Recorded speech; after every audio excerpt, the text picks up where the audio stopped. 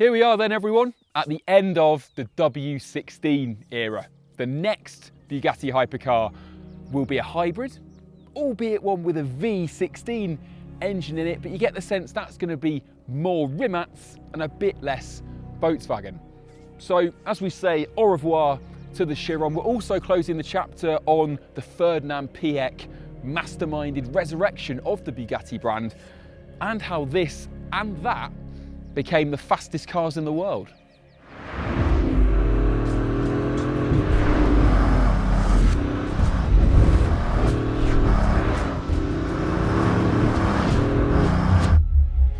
So we've arranged a little farewell party for both of the 21st century's Bugattis, the original 987 brake horsepower Veyron and what it evolved into a decade later, the 1,578 brake horsepower Chiron Supersport. Even when the weather is being indecisive, I live for days like this.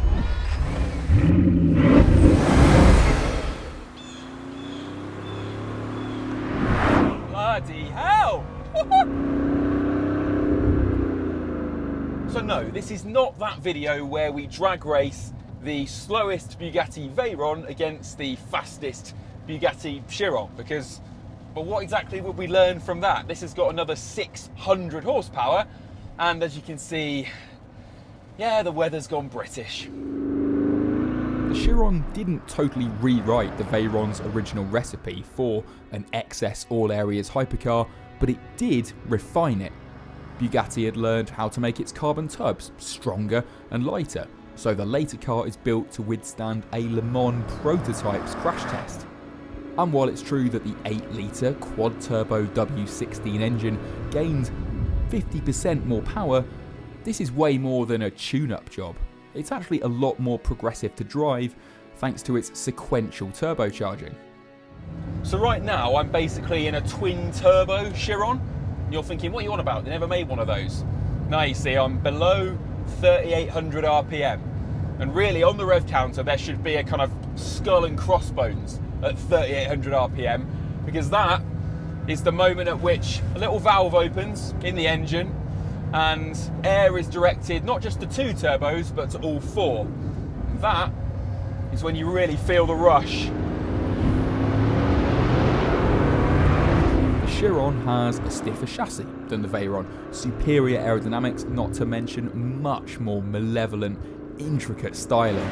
But underneath, more attention was paid to how this supposed straight line hero car cornered and handled, with the engineers even insisting second time around that only 30% of power should go to the front axle, to give the car a more agile, playful, rear-wheel drive character. Which is why the second most shocking thing about a Chiron, beyond the performance, which is like being rear-ended by a bullet train, is that this is genuinely a lovely sports car to drive. It's bizarre to even think so, but it steers with precision. It feels agile, exploitable. I feel genuinely ridiculous even saying so, but it's comfortable, it's composed. Everything's been raised to the same level as the absolutely titanic power behind you. This may have started life in the Veyron as one man's vision of a 1,000 horsepower, 400 km/h monster, but it's ended up as much, much more than just a numbers car. If there's one person who knows what it's like to find those limits, it's Bugatti's chief test driver, Andy Wallace. A winner of the 24 Hours of Le Mans, at Daytona and Sebring, he was the nerveless pair of hands behind the wheel when a Chiron Supersport 300 Plus edition headbutted its way down the Aerolesian test track to a verified 304.7724 miles an hour. So Andy, you joined Bugatti in, was it 2011? 2011, yep. You kind of missed the arrival of this, the original Veyron then? Yes, I did, yeah. And then, I mean, so are you familiar with them now? Over the years, of course, I've got to drive all of the cars, and it's really great just to fill in the blanks. Jumping straight into the Veyron Supersport the first time absolutely blew me away. I had no idea that a road legal car could be that fast. Yeah. So for you, as someone who's like super familiar with all the cars and the models, and you've developed the bolide as well, like the most extreme Bugatti, where's the progress been made for you compared to this, like where it all began back in 2005, and where's this poor old thing been, I don't know, slightly left behind, do you think? Well, it's easy to miss the fact that this car is pretty much 20 years old. The Veyron's really stood the test of time design-wise. I mean, yes, of course, we've got less power. This is 1001 horsepower version. The brakes were perfectly adequate 20 years ago, but things have moved on. So you do notice if you arrive at a corner at fairly good speed, you need a firm press, and they're not quite as bitey as they are in the Chiron. Yeah, and it's a really good point that, 20 years old, you would expect it to feel horribly dated. And yet, most supercars from when this thing was new had single clutch automated manuals. This is a twin clutch like we're used to in almost everything now. Yeah, exactly. Yeah, it was actually the first, as you say, first supercar, hypercar with a double clutch gearbox. Yeah, that still does the job, doesn't it? I'm just going to reel off, for the benefit of people who don't know your LinkedIn profile off by heart. You did 217 miles an hour in a Jaguar XJ220. Yep. So you're 4 miles an hour faster than Martin Brundle, but I bet you never tell him. Oh, I do when I see him. And then you did the 243 mile an hour record in the McLaren F1. That's right. And then, of course, your most recent speed exploit, 304, I'm going to get this right, 0.7724 Nice one. Yes. miles an hour in the Chiron Supersport 300 plus ultra car. So I want to put this on the record once and for all. Rank those experiences on the brown trousers scale. What is the most scary? Well, I'll try and make the answer quick, but as somebody who was crazy about cars from 7 years old, I never thought I would find myself in any of these cars doing these crazy speeds. And I never set out to do it. I was just stood in the right place, or the wrong place, however you view it, at the right time, and I got the job. As the speed, or as the records go, the speed gets more and more and more, and it's getting to the point now where it's pretty seriously fast. So the brown trouser side is coming from the speed rather than the way the car feels at that speed. Yeah. To some extent, these records become a bit of a hot potato that is bouncing around, and I was just stood there and happened to catch it. But no, I feel really lucky, in fact, to be asked to do this. Yeah, I guess the question is, where does it go next? All joking aside, which is very easy to do because Andy is the most modest, down-to-earth, quick bloke imaginable, Mr. Wallace here is a very brave man. And not just when he's in the driver's seat. He's sat next to hundreds of Chiron customers on test drives, teaching them how to drive the world's fastest car. Not an easy job when you're dealing with a billionaire who isn't used to being told what to do, or a journalist like our Jack, who is still clenched to this day from this moment on the Nürburgring. But I wanted to hear more about Andy's heroics hitting the fastest speed ever in a production car. And once we'd found him some tasty cake and coffee, he didn't disappoint. So Andy, bon appetit. Ollie, thanks mate, this is delicious. Nice bit of afternoon pie. Now we've done some driving and we can just sit down and have a chat, I just wanted to ask more about your finest hour. 304.7724 Nice one. miles an hour. You have to get the decimal points in, otherwise he gets very upset. What's that in kilometres? I know you operate in metric now. 490.4837. There we go. So that record run, it's just, it's extraordinary to watch. But we were just talking about it off camera, and there's something you've got to hear. Can you please tell everyone about the jump? I can, absolutely. You tend to sort of think in your mind 400 Ks, which is what, close to 250. Anything below that, you're almost not switching your brain on. It's really crazy to say that. So you give it some and it's going, and as soon as it crosses 400 Ks, okay, now concentration. The proving ground in Erlesine has been repaved on not the end where you do VMAX, but the building up speed end. And then there's a join between the new surface and the old surface. And really it's nothing. So just where they've just stitched kind of new, fresh tarmac to old, and they kind of seal it over, don't they? Exactly. It's just one of those. It's just, and it's sealed in. Yeah, you can feel it in a normal car, a road car. Yeah. As you go over, it's just a little bump.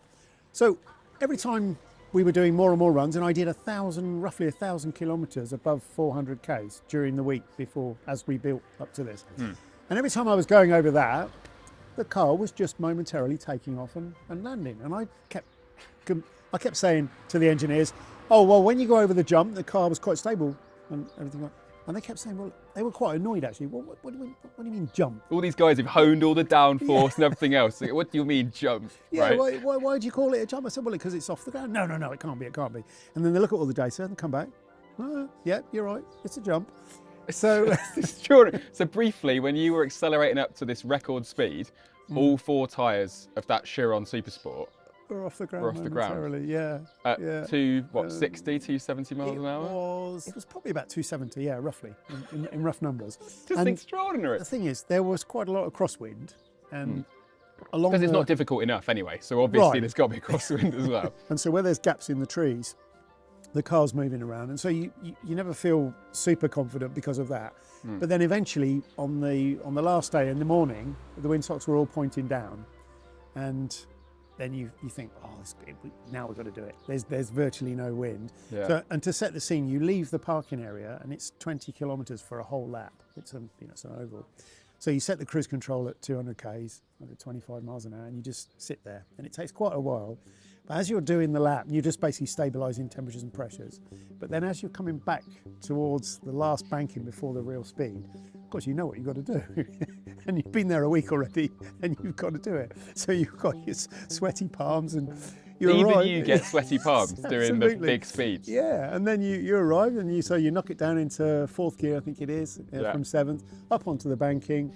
And basically you're looking for, until you can see the exit, and you shouldn't go too early, and you don't want to lift off and go again. You see the exit, then you just squeeze it down. So bam, go down, off the banking, probably a bit quicker than I should have, but it was okay.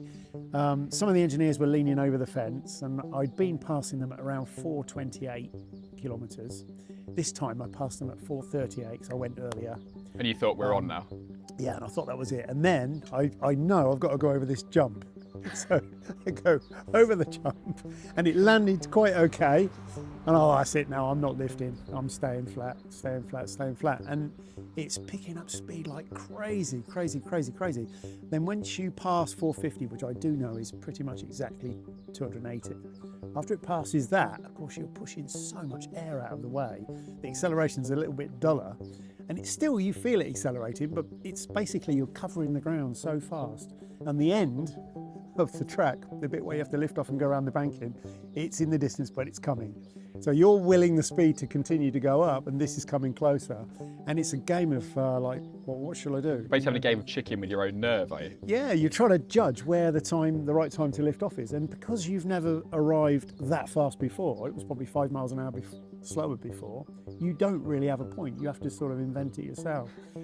So finally, it's there. It's starting to move around, and we then decided in the end it's not an aerodynamic problem. It was the fact that the wheels are turning so fast that the gyroscopic effect of the wheels turning overcomes the suspension geometry. So the natural, release and it should centre. Yeah. At this point, release and it does anything else but centre.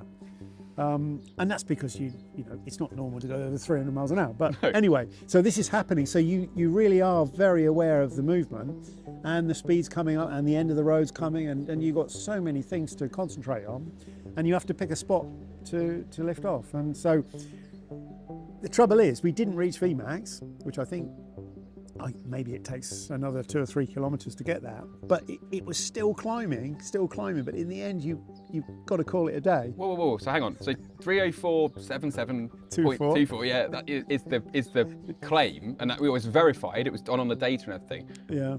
But there was more in it. It was still climbing, still gradually climbing. And that would have, so it's just all about space, it's not about, if we'd had, better weather or different tyre pressures. It's just purely about having a long enough straight and even aerolacing isn't long enough.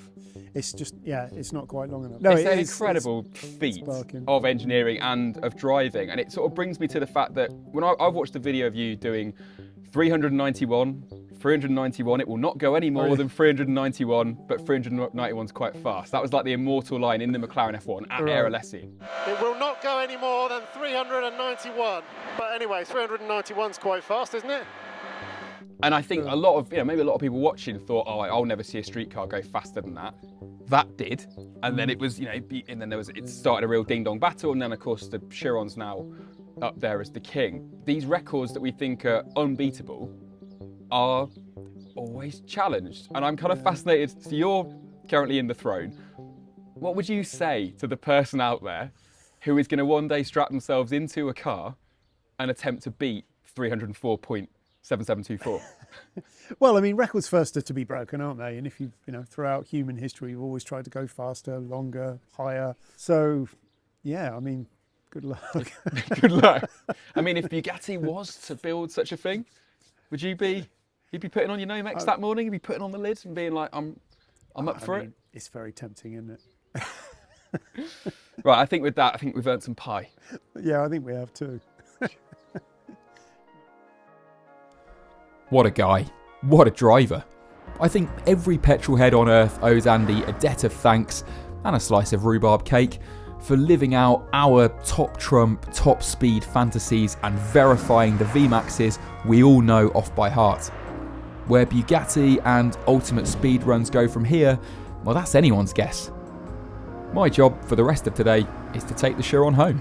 It's weird, since the last time that we'll drive a Bugatti Chiron kind of in period, maybe Top Gear will never drive one again, and even if we do, well, it will be the old model. It will be the legacy car. That's poignant because, like you, I've grown up with these cars branded into my brain as the benchmarks.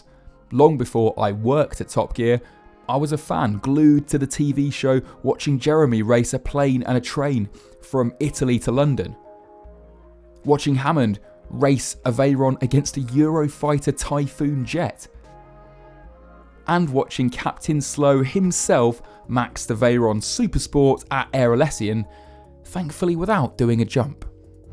I remember being in the Top Gear office the day that we got the mysterious pictures of the new car, this secret new Chiron, and the performance figures were off the charts again, but we were all just looking at it going, oh yeah, that's better than the Veyron, that looks hot. And then a few months later, seeing Chris Harris on the TV show get the world exclusive drive and do what I think is still the only true power slide I've seen in one of these, which I think I'll keep it that way today. Actually, I'm not going to have a go.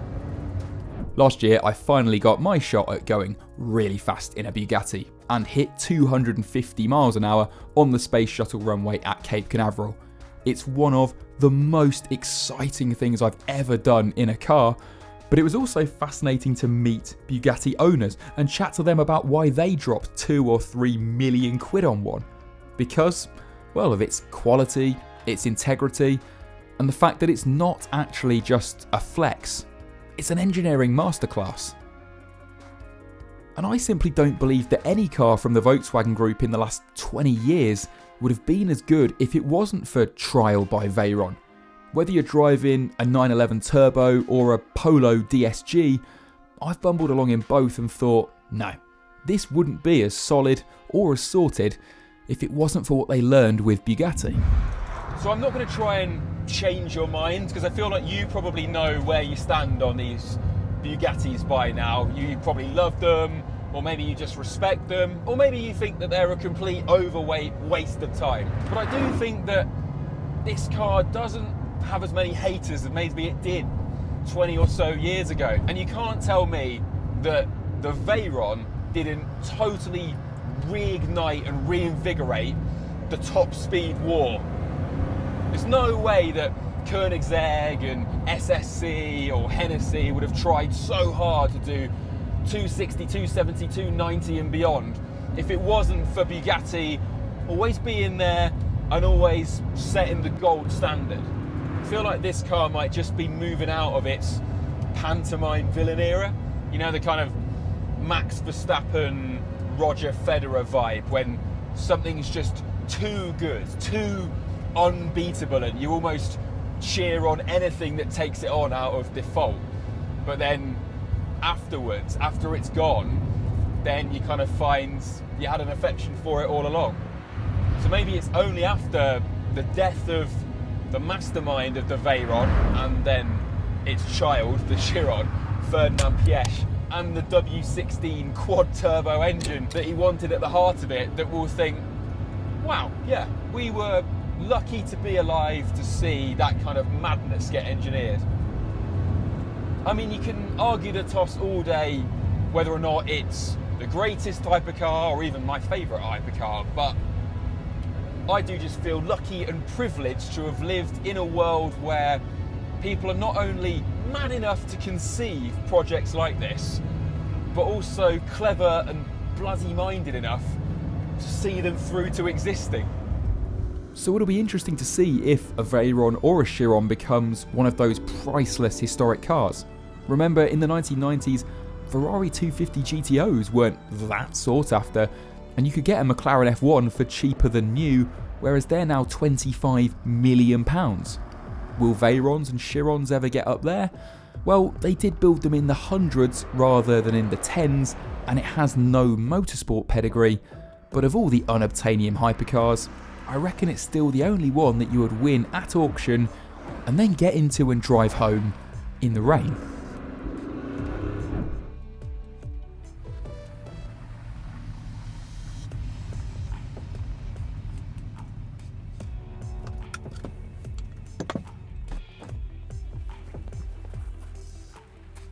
Oh, wow, that car. Anyway, try not to be too sad for the ending of this Bugatti era, because we're about to show you the next one, and I think I can hear it coming. So make sure you're subscribed to the Top Gear channel and see you back here on June the 20th for the next chapter.